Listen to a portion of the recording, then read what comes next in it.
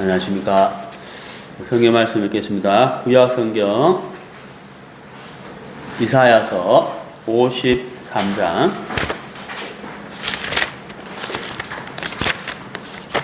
이사야서 53장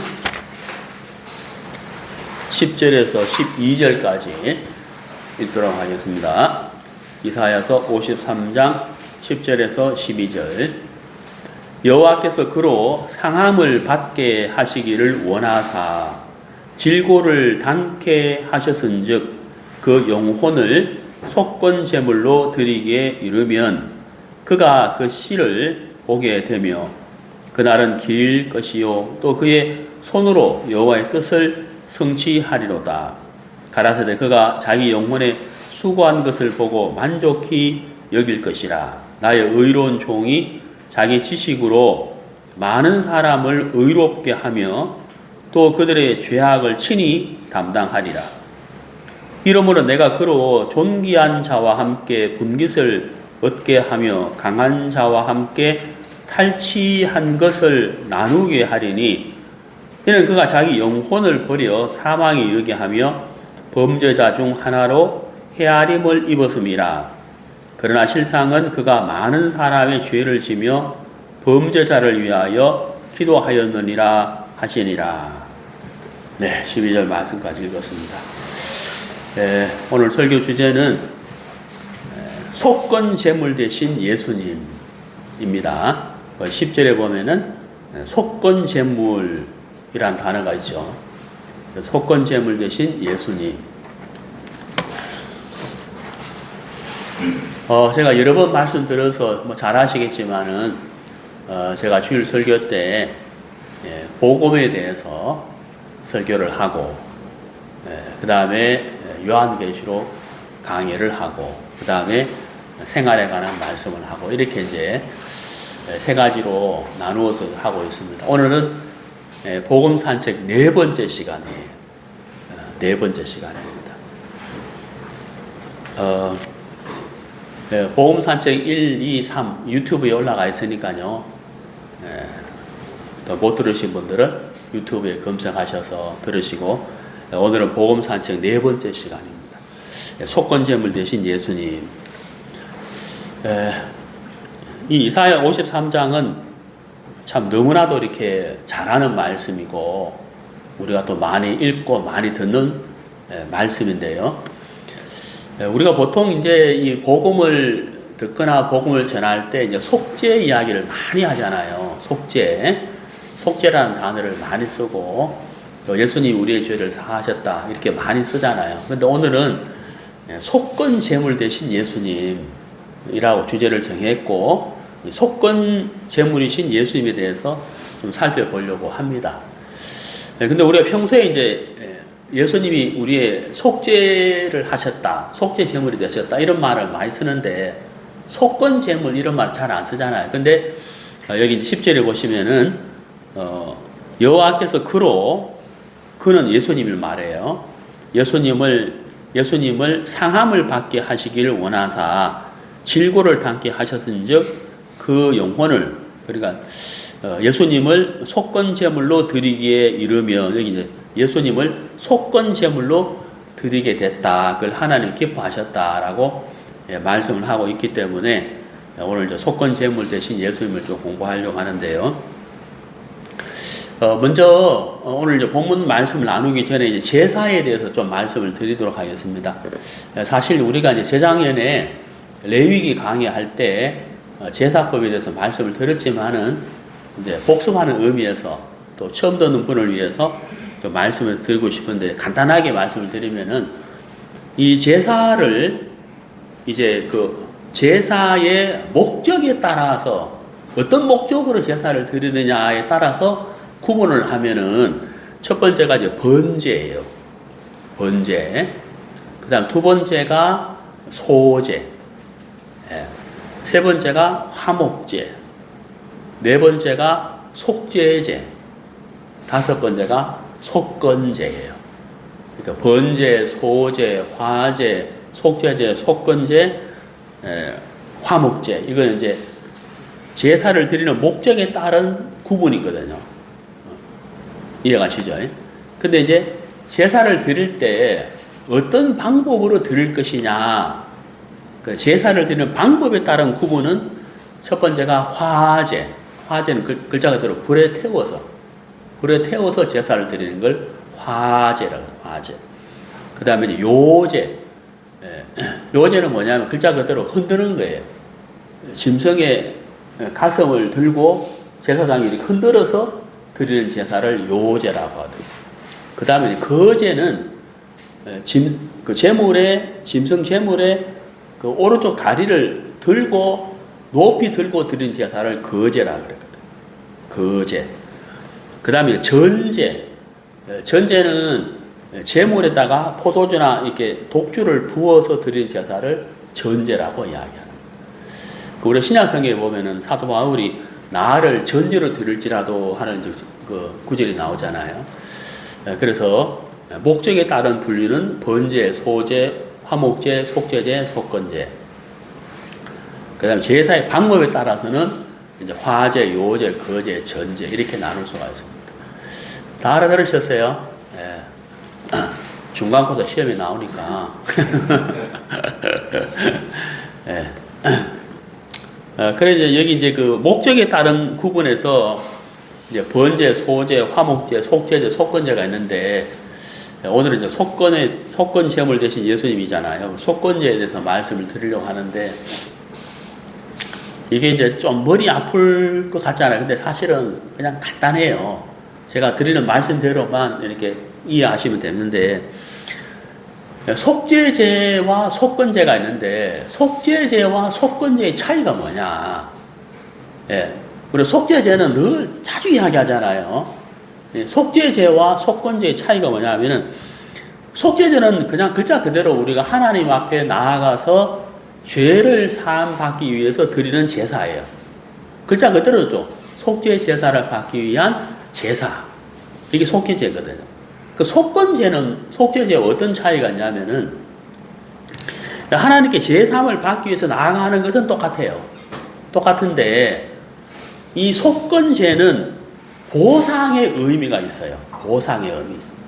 이게 무슨 뜻이냐면은 예를 들어서 자, 어떤 A라는 사람이 B라는 사람에게 이렇게 물건을 맡겼어요. 예를 들어서 요즘으로 친다면 이제 노트북을 맡겼다 쳐봐요. 노트북을 맡겼는데 B가 이 노트북을 딱 보관하고 있다가 A가 와서 노트북을 찾으러 왔어요. 그 노트북을 맡기고 예를 들어서 20만 원을 빌려갔단 말이에요. 그러면 이제 노트북을 찾으러 가려면은 20만 원 플러스 이자를 가져가서 이제 주면서 노트북을 찾아가야 되는데 B가 노트북을 안 주는 거예요. 예? 이해가시죠? 그 당신이 언제 내한테 노트북 맡겼냐? 이러면 노트북을 안 준단 말이에요.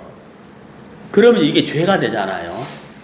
그럼 나중에 내가 이 노트북을 사실은 가지고 있었는데 내가 참 잘못했다 하고 이제 이 죄를 이제 씻어야 된단 말이에요.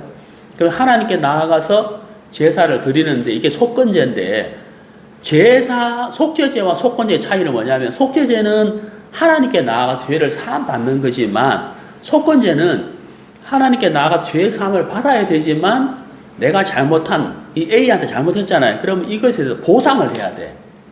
보상의 의미가 있는 게 속건제예요. 그럼 보상은 어떻게 하느냐? 원금 플러스 20%.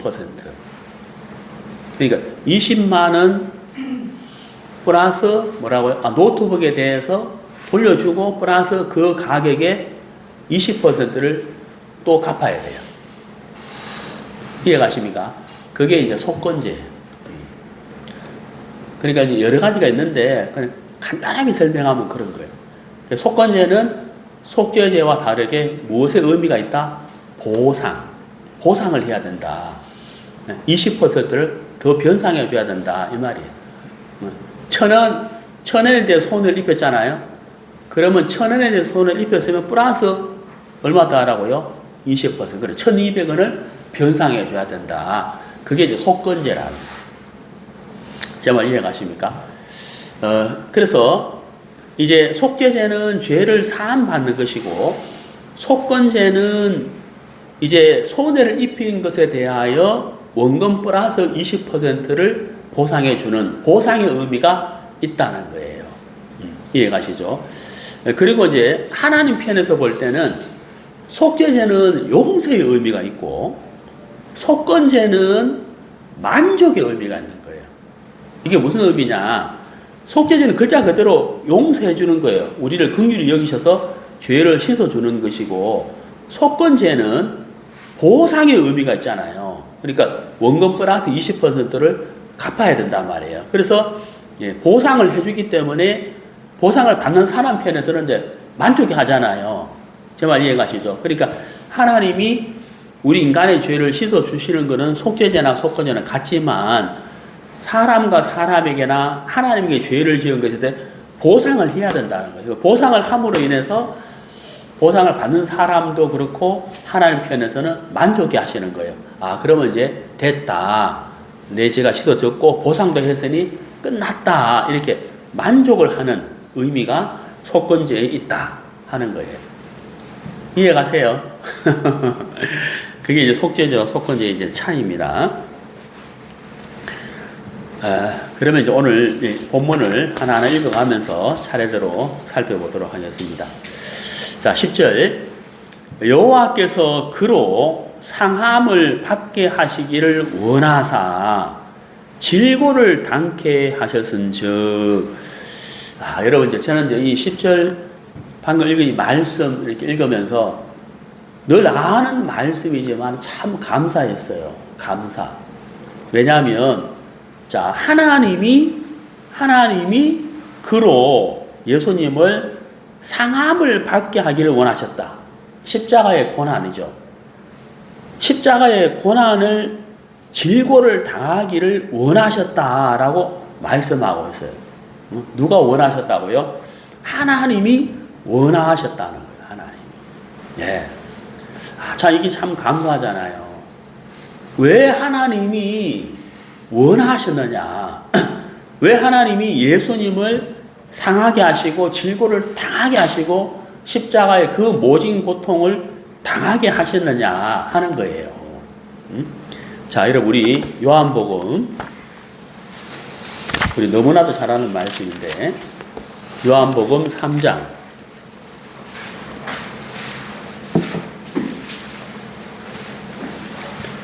16절. 하나님이 세상을 이처럼 사랑하사 독생자를 주셨으니 이는, 자, 여러분 여기 잘 보세요. 너무 잘하는 말씀인데요.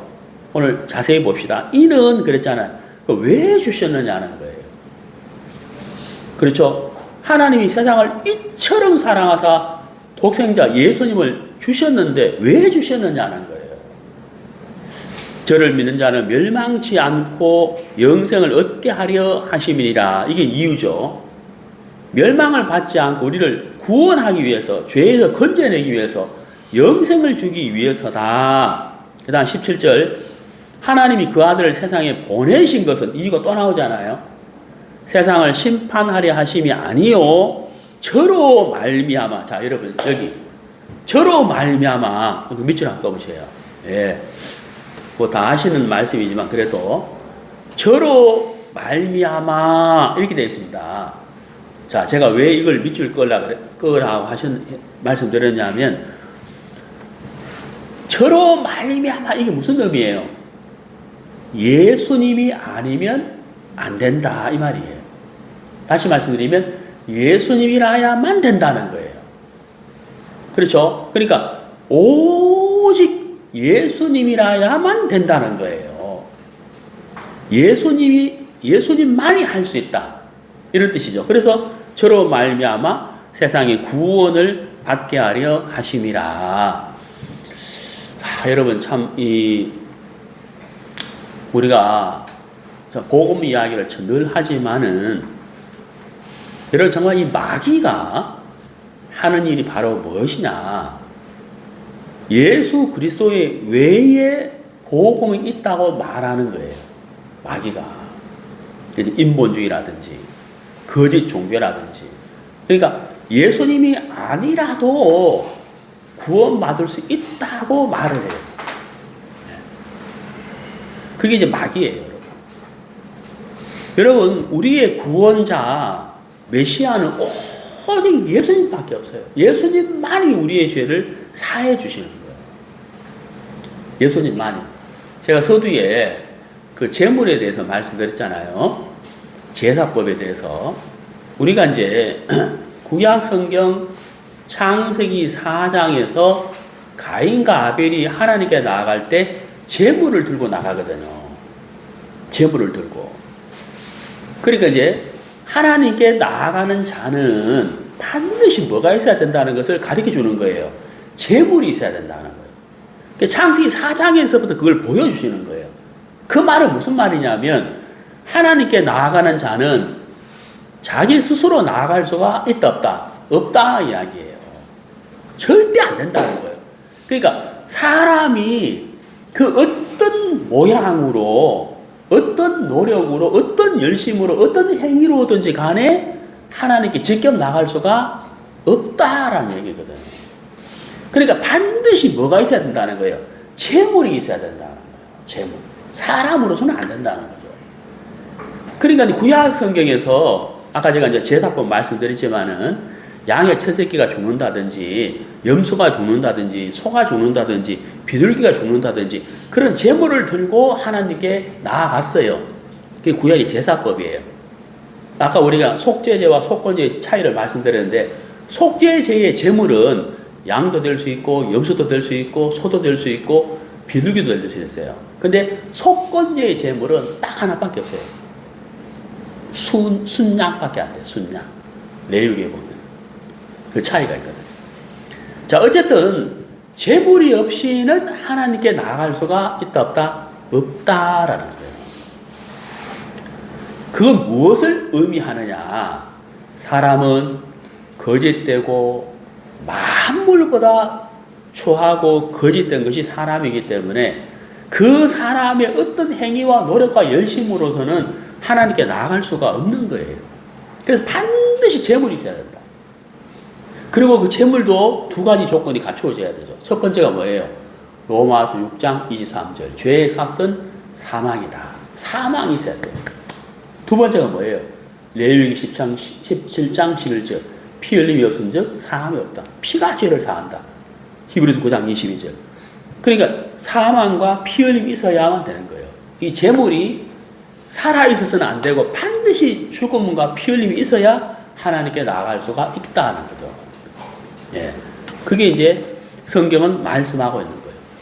그런데 그 구약에 있는 그 제사법과 제물은 어디까지나 그림자예요. 그림자.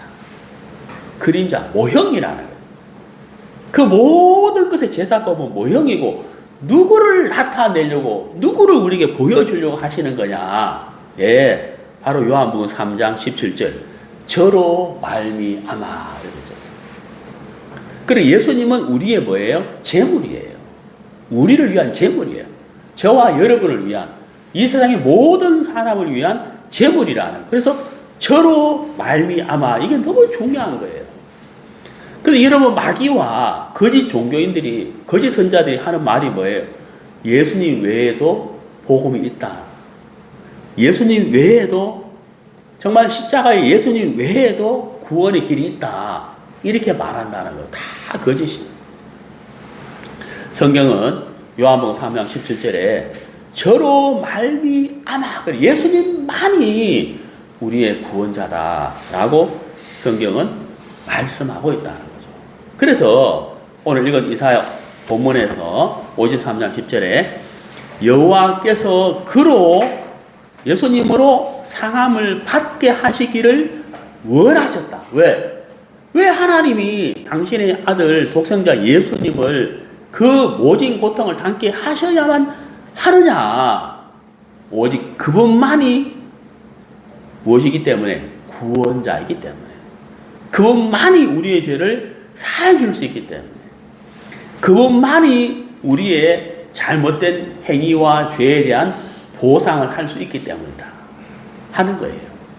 자, 이사야 53장 5절을 보시면은 우리가 너무 잘 아는 말씀이죠. 그가 찔림은 우리의 허물을 인함이요 그가 상함은 우리의 죄악을 인함이라. 그가 징계를 받음으로 우리가 평화를 누리고 그가 채찍에 맞음으로 우리가 나음을 입었도다. 제가 한번 질문을 드려보도록 하겠습니다. 자, 이 5절의 말씀은 우리 예수님이 속죄 제물일까요? 속건 제물일까요? 5절은. 그거 보시면 알죠. 속죄 제물인 거예요.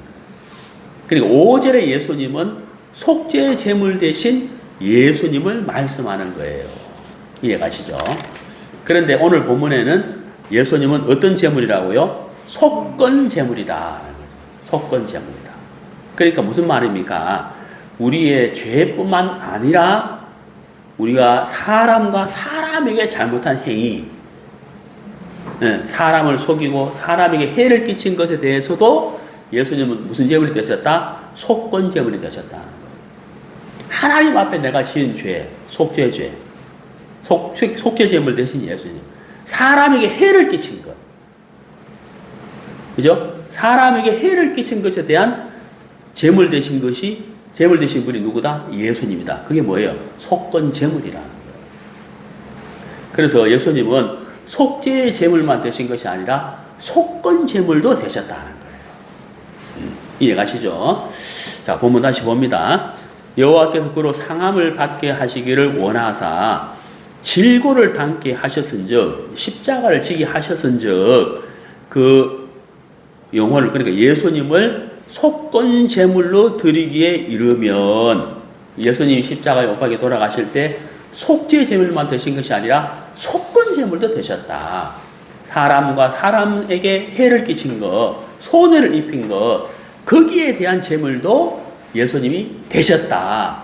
그 제물이 어떤 제물이라고요? 속죄 제물이 아니고 속건 제물이 되셨다. 라고 성경은 말씀하고 있습니다.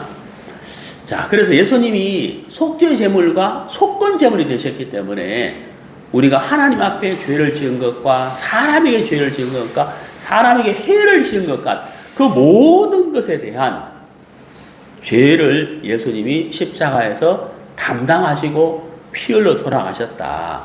다 해결하셨다. 하는 것을 말씀하고 있는 거예요. 자, 그럼 보세요. 속건 제물의 속죄제와 속건제의 차이를 제가 서두에 말씀드릴 때 속죄제는 용서의 의미가 있고 속건제는 용서 플러스 뭐라고요? 보상, 만족을 의미한다 그랬잖아요. 그러니까 예수님이 속죄 제물과 속건 제물로 십자가에 들이셨고 피 흘려 돌아가셨고 다 이뤘다고 말씀하셨기 때문에 하나님이 우리 예수님을 통해서 우리에 대한 죄와 사람과 사람에 대한 죄와 사람에게 해를 끼친 것의 모든 죄의 사함을 예수님이 제물로 드리셨어요. 그래서 하나님은 어떻게 하셨을까요? 만족하셨다는 거예요. 네. 이해가시죠? 예수님이 제물로서 속죄 제물로서 속건 제물로서 만족하셨다는 거예요. 그게 보상의 의미가 그랬잖아요. 다 갚으셨다.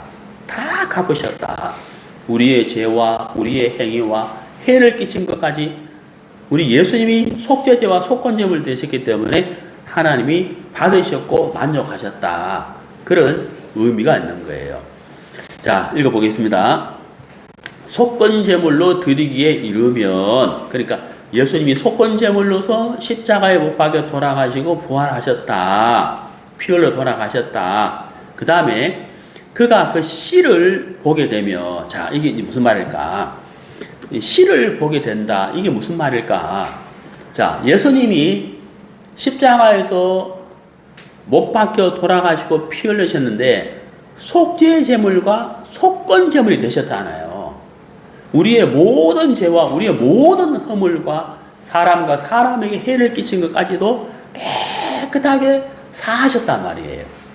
그것으로 말미암아 영원히 죄로 말미암아 영원한 멸망으로 갈 수밖에 없는 사람을 건져내시는 일을 우리 예수님이 하셨어요. 그래서 속죄 제물과 속건 제물을 드림으로 말미암아 이 제물 대신 예수님으로 말미암아 죄를 사함 받고 하나님의 자녀가 되고 구원받는 사람들이 일어나게 된다. 그게 뭐예요? 씨라는 거예요. 이해가세요? 그가 그 씨를 보게 되면, 예, 그날은 길 것이요. 그러니까 예수님이 정말 그 모진 고난과 고통을 받으셨지만 그것으로 말미암아, 예, 십자가의 고난과 고통과 피 흘림과 죽음과 부활로 말미암아 수많은 사람들이 구원을 받게 되잖아요. 그게 바로 그 씨라는 거예요. 그 씨를 보게 된다는 거죠. 그날은 길 것이요 또 그의 손으로 여호와의 뜻을 성취하리로다. 그의 손으로 이 말은 뭐냐면 예수님이 직접 제물이 되셨다는 거예요. 예수님이 직접 제물이 되셔서 하나님의 뜻을 이루셨다 하는 거죠. 예수님밖에 그 일을 이룰 수 있는 분이 없었기 때문에 예수님이 직접 그 일을 담당하셨다 하는 거죠. 자, 11절. 가라사대 그가 자기 영혼에 수고한 것을 보고 만족히 여길 것이라. 예수님 당시를 들이시고 속죄제와 속건 제물이 되신 것을 예수님은 기쁘게 생각하셨다는 거죠. 순종하셨다는 거죠. 왜? 당신만이 구원자이기 때문에 그렇다. 나의 의로운 종이 자기 지식으로 예수님이 내가 속죄제와 속건 제물이 돼야 된다. 그걸 자기 지식이라고 표현한 거예요. 많은 사람을 어떻게 하고 의롭게 하며. 그러니까 10절에 그 씨를 보게 된다. 이 말하고 많은 사람을 의롭게 하며 이 말하고 같은 말입니다. 또 그들의 죄악을 친히 담당하리라. 그러니까 속죄제와 속건제물 대신 예수님이 친히 담당하셨다. 십자가를 짊어지시고 피 흘려 돌아가시고 부활하셨다.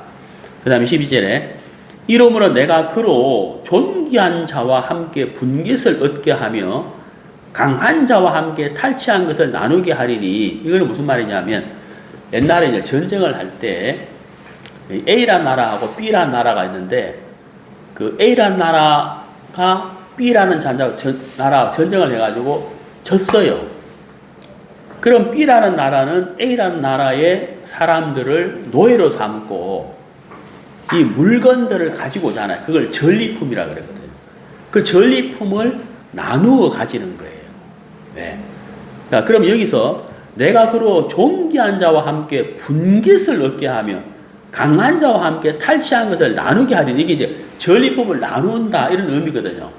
그런 것처럼 우리 예수님이 십자가에 못 박혀 돌아가시고 속죄제물과 속건제물이 되셔서 우리의 모든 죄와 모든 허물을 다 사하시고 이제 부활하셨잖아요. 승리하셨잖아요. 그래서 예수님이 승리하심으로 말미암아 얻은 모든 영광을 나누겠다. 함께 가지겠다. 이게 이제 그런 뜻이에요. 이는 그가 자기 영혼을 버려 사망에 이르게 하며, 그러니까 예수님 친히 십자가에 못 박혀 돌아가셨잖아요. 그 다음에 범죄자 중 하나로 헤아림을 입었음이라. 이 말은 무슨 말이냐면 똑같이 죄인 취급 받았다는 거예요. 십자가의 강도들처럼 똑같은 죄인 취급을 받으셨다. 실제로 이제 역사적으로 보면은 로마의 법으로 볼 때는 예수님은 반역죄거든요. 반역죄고 또 하나는 뭐냐면 신성모독죄예요. 이스라엘 백성들이 볼 때는 제사장들이 볼 때는 예수님이 신성모독죄거든. 왜냐하면 나와 아버지는 같다 이랬잖아요. 신성모독이란 말이에요. 그래서 그런 죄인들과 세상 십자가에 있는 강도들과 똑같이 그 시대의 죄인들과 똑같이 범죄자 취급을 받았다는 거예요. 예. 그러나 실상은 그랬죠. 예. 그러나 실상은 이 말이 무슨 말이에요? 세상 사람들이 볼 때는 예수님이 죄인과 똑같은 취급을 했는데 실상은, 그러니까 하나님이 보실 때는 이 말이잖아요. 그가 많은 사람의 죄를 지며 범죄자를 위하여 기도하였느니라. 이게 무슨 말일까요? 예수님이 중보 기도하셨다 이 말입니다. 예수님 우리의 모든 죄를 짊어지신 속죄제와 속건제물이 되셨지만 그가 우리를 위한 중보 기도를 하셨다 하는 거예요. 자, 성경을 찾아봅시다. 누가복음 23장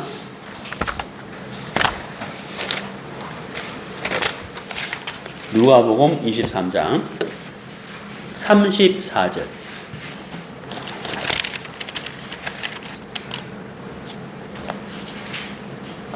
이에 예수께서 가라사대 아버지여 저희를 사하여 주옵소서. 자, 여러분 23장 누가복음 23 손가락으로 딱 표시해 놓으시고 다시 본문을 잠깐 봐요.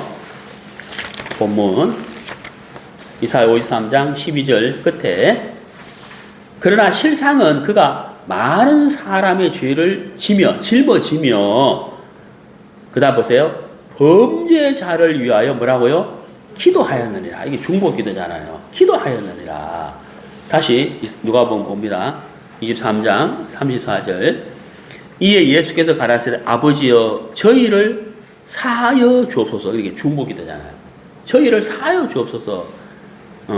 십자가에 못 박혀 있으면서도 예수님은 당신을 생각하지 않고 누구를 생각하신 거예요? 저희. 예수님을 모략하고 예수님을 찌르고 예수님을 무시하고 침뱉고 이 사람들을 위하여 중보 기도를 하셨다.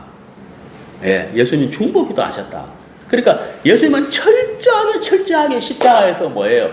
당신을 생각하지 않으셨다는 거예요. 누구를 생각하신 거예요? 우리를 생각하셨다. 그리고 그 당시에 예수님을 향하여 침뱉고 욕하고 돌을 던지고 수염을 뽑고 창으로 찌르는 그 사람들을 위해서도 예수님은 마지막까지 뭐 하신 거예요? 기도하신 거예요. 중보기도 하신 거예요. 그래서 예수님은 우리의 속죄제물과 속건제물이 되시기에 충분하신 분이다 하시는 거예요. 예. 자, 그리고 히브리서 7장을 봅시다.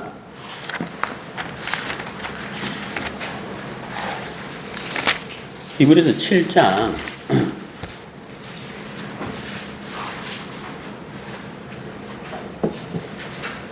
7장 25절.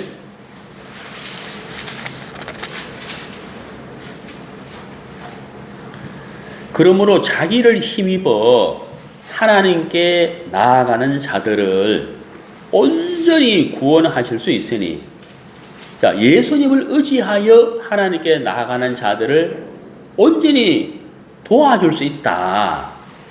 이유가 뭐냐면, 이는 그러죠. 그 이유가 뭐냐면, 예수님이 항상 살아서 저희를 위하여 뭐 한다고요? 이게 뭐예요? 중보 기도잖아요. 여러분, 우리가 이제 이 중보자가 있다는 게 얼마나 놀랍고 감사한지 모르죠. 여러분, 우리가 그런 게 있잖아요. 내가 어떤 사람한테 나가서 좀 도움을 구하고 부탁을 해야 돼. 어떤 사람한테. 근데 그 사람에게 나아가기가 내가 너무 부담스러운 거예요. 그리고 내가 나갈 처지가 못 돼, 그 사람한테. 직접 나갈 처지가 못 되는 거예요. 그럼 어떻게 해요? 누굴 찾아요? 그 사람을 잘하는 사람. 징검다리, 중간 역할을 해줄 수 있는 사람을 찾아야 안 찾아요? 찾잖아요. 네, 그렇죠? 그 사람을 찾아가 그 사람에게 가서 뭐 합니까? 부탁을 하는 거잖아요. 아, 사실 내가 참 누구한테 이렇게 좀 도움을 받아야 되는데, 그 사람 앞에 내가 참 직접 나가기엔 참 너무 힘든데 좀 중간 역할 좀 해달라. 이러잖아요. 네? 그래, 여기 이제 예수님을 의지해서 하나님께 나가는 자들을 언제든지 도와줄 수 있다 하는 그 이유가 뭐냐면, 그 예수님이 중간 역할, 중보자인데, 그 예수님은 항상 우리를 위하여 뭐 하고 있다는 거예요? 중보기도 하고 있다는 거예요. 자, 여러분, 여기서 우리가 하나 알아야 할 게 있는데, 이 성경의 말씀은 거의 다 이루어졌어요. 다 이루어졌거든요. 근데 아직까지 이루어지지 않은 것이 몇 가지가 있죠. 네. 이제 예수님의 재림이라든지 공중재림, 지상재림, 또 천연왕국, 휴거 이런 건 앞으로 이루어질 것이지 이루어진 건 아니잖아요. 근데 이루어진 것도 있고 현재 진행형이 있어요. 현재 진행형. 그게 바로 뭐냐면 바로 아까 읽은 이사야 53장 12절 끝부분이에요. 실상은 그가 많은 사람의 죄를 지며 범죄자를 위하여 기도하였느, 여기 하였느니라라고 되어 있잖아요. 이 과거 얘기잖아요. 근데 이거는 현재 진행형도 돼요. 무슨 말일까요? 중보 기도는 예수님 지금도 우리를 위하여 하고 있단 말이에요. 이해가시죠? 그러니까 과거형도 되지만 현재 진행형도 되고 미래형도 될 거예요. 앞으로도 예수님은 우리를 위하여 기도하실 거잖아요. 그러니까 예수님이 우리를 위한 중보 기도는 끝난 게 아니에요. 계속 지금도 우리를 위해 해주시고 앞으로도 해주실 것이다. 그래서 우리가 하나님께 담대하게 나아갈 수 있다. 왜? 중보자이신 예수님이 계시기 때문이다. 네. 예수님이 계시기 때문이다. 우리가 구원은 받았지만 우리가 참 이렇게 연약하고 부족하고 허물도 많잖아요. 근데 예수님이 우리의 죄를 위한 속죄제물과 속건제물로 되신 것으로 끝난 것이 아니라 지금도 하나님 보좌 우편에서 우리를 위한 중보 기도를 계속 하고 있다는 거예요. 계속 하고 있다는 거예요. 그래서 우리는 하나님께 담대하게 나아갈 수가 있다고 하는 사실인 거예요. 여러분, 예수님은 속죄 제물만 되신 것이 아니고 속건 제물도 되신 거예요. 자, 아까 제가 서두에 말씀드렸는데 속죄제가 있고 속건제가 있잖아요. 속죄제만 있으면 될 건데 왜 속건제는 또 왜 있냐? 그렇죠? 무슨 뜻일까요?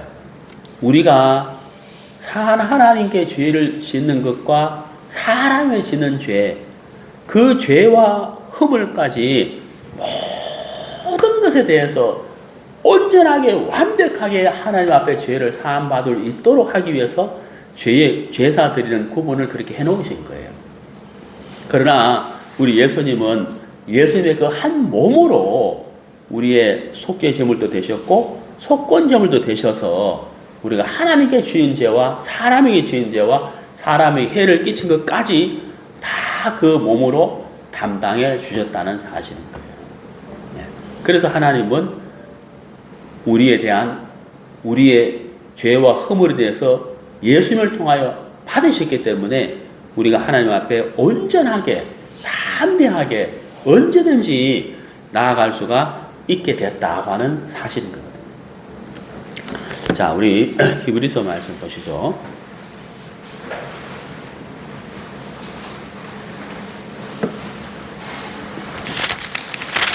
히브리서 10장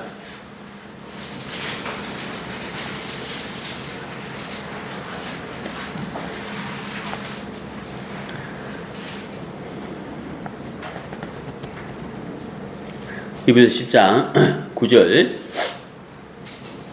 그 후에 말씀하시기를 보시옵소서 내가 하나님의 뜻을 행하러 왔나이다 하셨으니 그 첫 것을 폐하심은 둘째 것을 세우려 하심이라. 자, 여기 이제 예수님이 하나님의 뜻을 행하러 왔나이다. 자, 오늘 읽은 본문에 하나님은 예수님으로 질고와 상함을 당하기를 원하셨다고 되어 있잖아요. 그 이유가 뭐라 그랬죠? 예수님만이 구원자이기 때문에. 그래서 여기 9절에 내가 하나님의 뜻을 행하러 왔나이다. 자, 본문, 여기 손가락으로 히브리서 10장을 딱 손가락 표시해 놓으시고 본문 봅니다.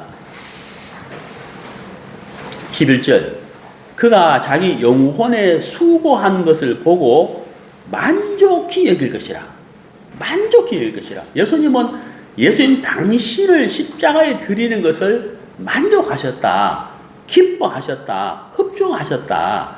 그 다음에 나의 의로운 종이 자기 지식으로 이렇게 돼 있잖아요. 자기 지식으로. 예. 예수님만이 아셨다는 거예요. 하나님이 기뻐하시는 속죄 제물과 속건 제물이 무엇인지, 누구인지, 어떻게 제사를 드려야 기뻐하시는지를 예수님만이 정확하게 아셨다는 거예요. 그러니까 예수님만이 구원자인 거예요.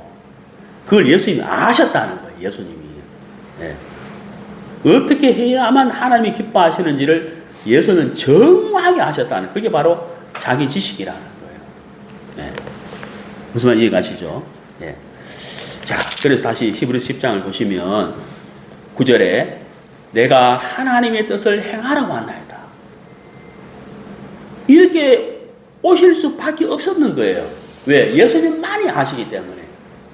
예수님만이 하나님이 기뻐하시는 그 온전한 제사가 무엇인지, 온전한 제물이 누구인지를 아시기 때문에 예수님은 당신의 지식으로 당신을 들으셨다는 거예요. 그래서 하나님의 뜻을 행하러 왔나이다. 네. 그래서 첫 것을 폐하심은, 첫 것이 뭐예요? 율법이잖아요. 둘째 것이 뭐예요? 새 언약, 복음을 말하죠. 곧 예수 그리스도. 그래서 10절에 이 뜻을 쫓아 예수 그리스도의 몸을 단번에 들이심으로, 이게 뭐예요?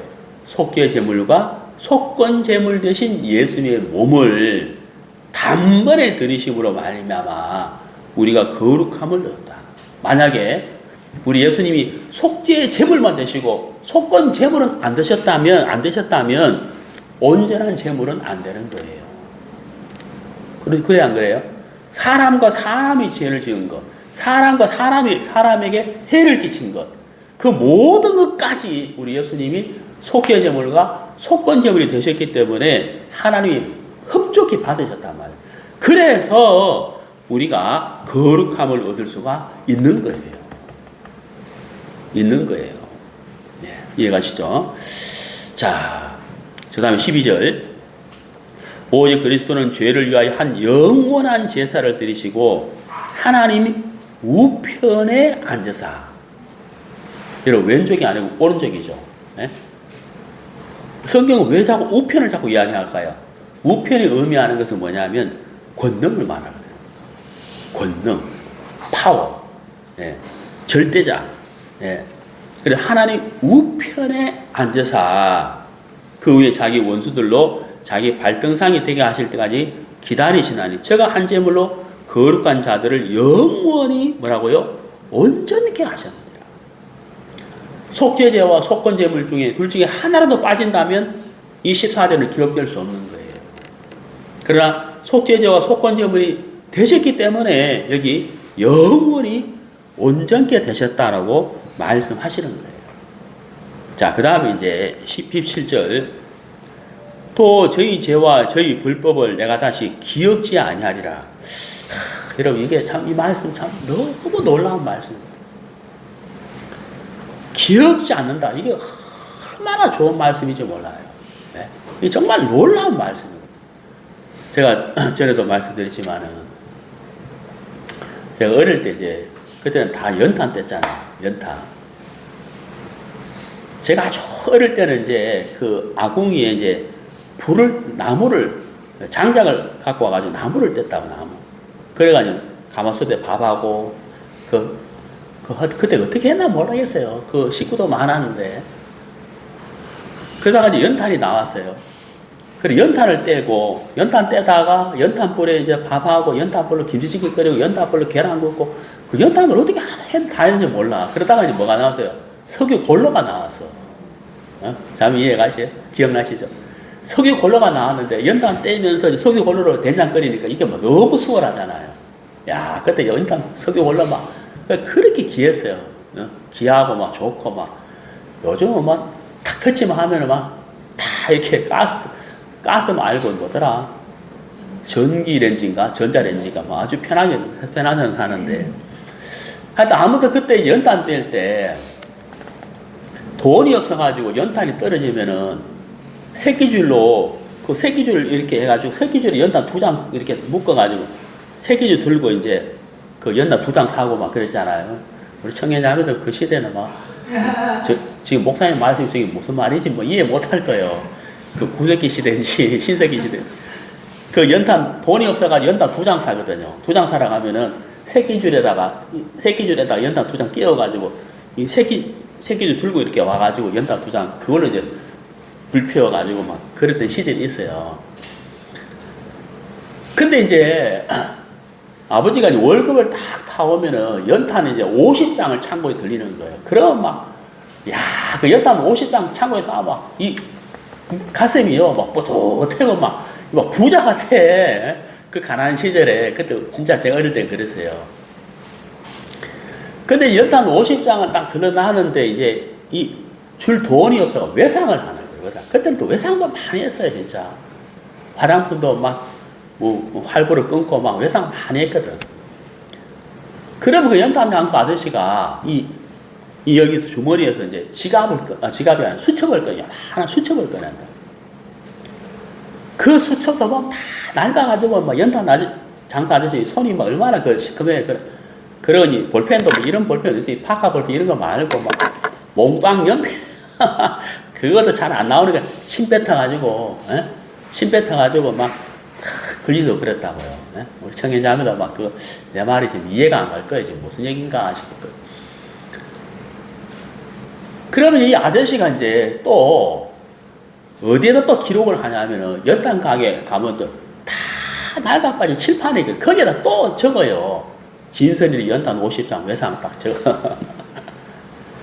그러면 이제 보세요. 수첩에 적었지, 칠판에 적었지, 또 하나 기록하는 데가 있다. 어딜까요? 예, 그 연탄 아저씨 마음판에 기록되어 있다. 예? 마음판에 다 기록되는. 그래가지고 학교 가다가 보면은 연탄 가게 아저씨 그 가게 지나가면 칠판에 적혀 있다는 거예요. 예? 진선이 연탄 50장 외상 딱 적혀 있다. 그래, 이제 어느 날 이제 이 돈을, 이제 월급 타가온 그 돈을 가지고 연탄 가게 아저씨한테 이 돈을 갚으러 가는 거예요. 아저씨, 외상값 갚으러 왔어요. 그러면 이 아저씨가 외상값 다 받고 난 다음에 수첩을 꺼내요, 수첩. 그래, 몽땅이 그 침대에 받아가지고 신선이네 연탄 외상 그걸 찌 끊는다고. 찌 끊는다고. 그 다음에 또 뭐 하겠어요? 칠판 그 싹 지운다. 그 다음 하나 남았죠. 어디에요? 그 아저씨 마음판에 이게 기록되어 있잖아요. 그 돈 받는 순간 이 마음판에 기록된 외상값이 어떻게 되겠어요? 싹 지워진다. 네. 야, 여러분, 이 17절 말씀 이게 참 얼마나 놀라운지 몰라요. 예? 예수님이 십자가에서 속죄 제물과 속건 제물이 되셨다. 예? 예수님이 속죄 제물과 속건 제물이 되셔가지고 십자가에 못 박혀 돌아가실 때 다 이루었다. 이게 무슨 말이에요? 다 갚았다 이 말이거든요. 예? 다 갚았다 이 말이잖아요. 그때 이제 하나님의 마음판에서 어떻게 되세요? 지우개로 우리의 모든 죄와 허물에 관한 그 기록들이 싹 지워졌다는 거예요. 예. 근데 여러분, 제가 지난주인가 시지난주 말씀드렸는데 어떤 목사님이 그러더라고요. 아니, 성경은 그렇지만은 죄가 지었잖아. 죄를 지었잖아. 그리고 지금 죄를 짓고 있잖아. 아, 진짜 막 답답해서 진짜 그 목사님 그래 말하더라니까요. 죄를 짓고 있잖아. 죄를. 그래 말해요. 여러분, 제가 항상 이야기하는데 우리의 믿음은 뭐냐면 내 생각과 내 감정이 아니에요. 우리의 믿음은 뭐예요? 성경은 뭐라고 말씀하느냐가 중요해요. 네? 우리의 믿음은 뭐다? 내 생각과 내 감정이 아니라니까요. 뭐라고요? 성경은 뭐라고 말씀하거든요. 성경은 우리는 우리의 죄와 허물이 기억나야 안 나요? 당연히 나죠. 내가 짓고 내가 잘못한 거 기억나죠. 근데 여러분 아셔야 되는 게 뭐냐면 심판주가 누구냐는 거예요. 심판주가. 에? 나를, 저와 여러분 이상의 모든 사람을 심판하지 심판주가 누구냐는 거예요. 하나님이잖아요. 근데 심판주신 하나님이 여기 히브리서 10장 17절에 뭐라고 되어 있어요? 저희 죄와 저희 불법을 내가 다시 뭐라고요? 기억지 아니하리라. 꽝꽝 이 정확히 딱 적혀 있다고. 이게 정확한 말씀이에요. 예. 그러니까 여러분 우리의 생각, 우리의 감정 이게 중요한 게 아니에요. 심판 주신 하나님이 우리의 죄와 우리의 불법을 기억하지 않겠다는 거예요. 기억 안 하는 거예요. 그럼 여러분 어떤 사람이 지옥 갈까요? 네. 예수님이 말씀하시기를 성령을 해방한 죄는 씻어지지 않는다. 성령 해방죄. 성령 해방죄는 죄가 안 사해지는 거예요. 성령 해방죄가 뭘까요? 히브리서 10장 17절 말씀 이렇게 기록되어 있는데, 아니 죄를 지었잖아. 죄를 짓고 있잖아. 죄가 있잖아. 그 사람이 성령 해방죄. 이 사실을 믿지 않는다. 자기의 생각과 자기의 감정과 자기의 사고를 믿는 사람, 그게 성령 해방죄야. 여러분 얼마나 놀랍고 감사해요. 예수님의 십자가에 피 흘리심은 완벽하고 온전한, 더 이상 없는, 그 누구도 할 수 없는 속죄 제물과 속건 제물이 되셨다. 응? 아멘. 속건 제물이 되셨다. 자, 다시 본문 갑시다. 이사야 53장 12절 중간에, 이는 그가 자기 영혼을 버려 사망에 이르게 하면, 십자가에 자기를 던져버려서 이 말이죠. 범죄자 중 하나로 해하름을 입었습니다. 그러나 실상은, 이게 얼마나 좋아요. 그러나 실상은, 예? 사람들의 눈으로 볼 때는 똑같은 세상 그 시대 사람들의 죄인들처럼 죄인이 되었으나, 그러나 실상은, 이게 얼마나 좋아요. 사람이 눈이 아닌 하나님의 눈으로 볼 때는 그가 많은 사람의 죄를 짊어지며 허물도 짊어지며 사람과 사람에게 해를 끼친 것도 짊어지며 범죄자를 위하여, 우리를 위하여 기도하였고 기도하고 있고 기도하실 것이다. 예. 이게 너무 좋잖아요.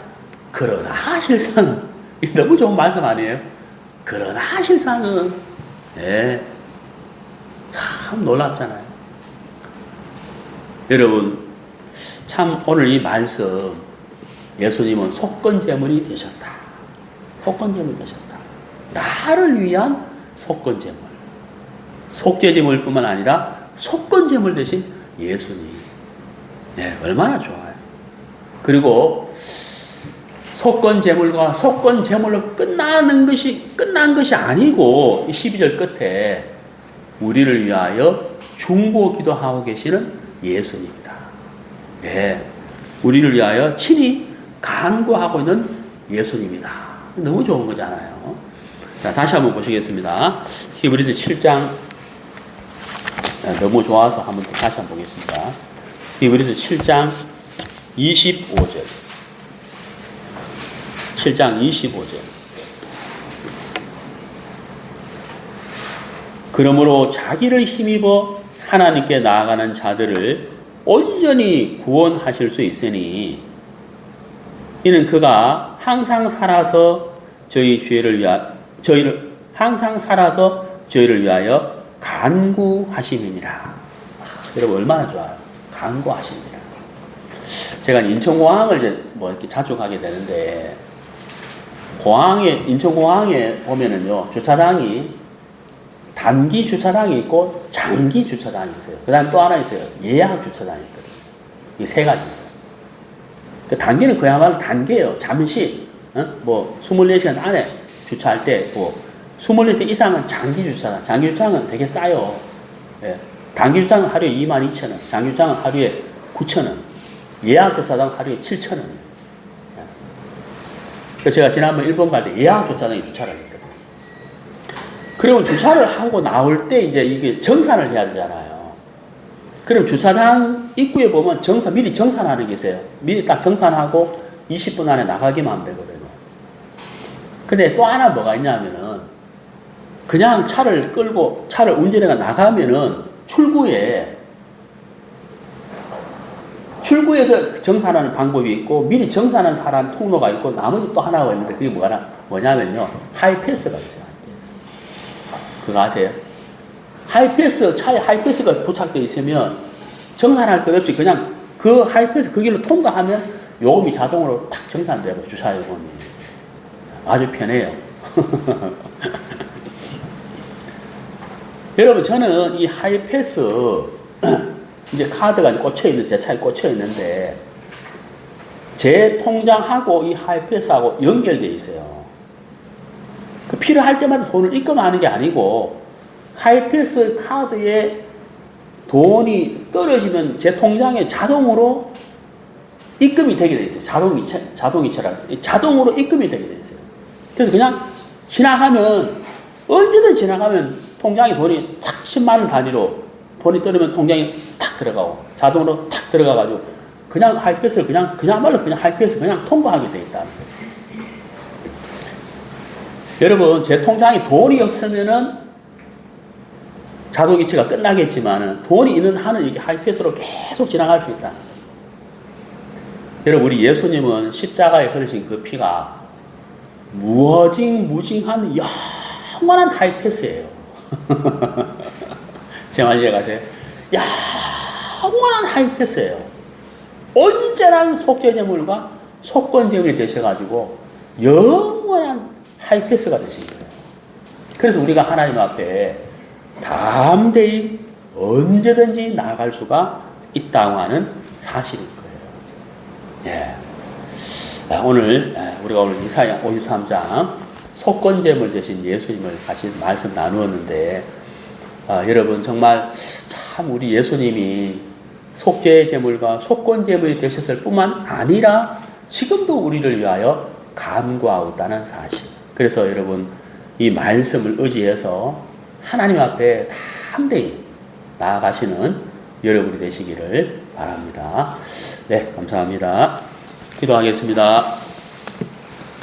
하나님 아버지께 감사드립니다. 우리 예수님 십자가에서 모진 고통 당하셨지만 우리 예수님은 순종하셨고 기뻐하셨고 만족하셨다고 성경은 말씀하고 있습니다.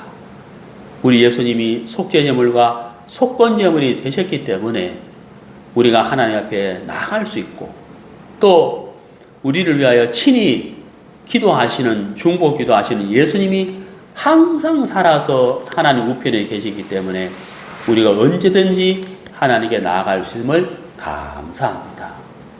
하나님 아버지, 참 우리 주위에 아직까지 복음을 모르는 자들을, 죄악 가운데 빠진 자들, 거짓 복음에 속고 있는 자들, 참 이 귀한 복음의 말씀이 그들에게 나타나져서 참 구원받는 귀한 역사를 허락하여 주시기를 바랍니다. 오늘 이 자리에 함께하지 못했지만 방송으로 듣고 있는 우리 형제 자매들 어디에 있든지 지켜주시고 다음에는 함께 교제할 수 있도록 주께서 인도해 주시옵소서. 귀한 시간 감사드리며 예수님의 이름으로 기도하였습니다. 아멘.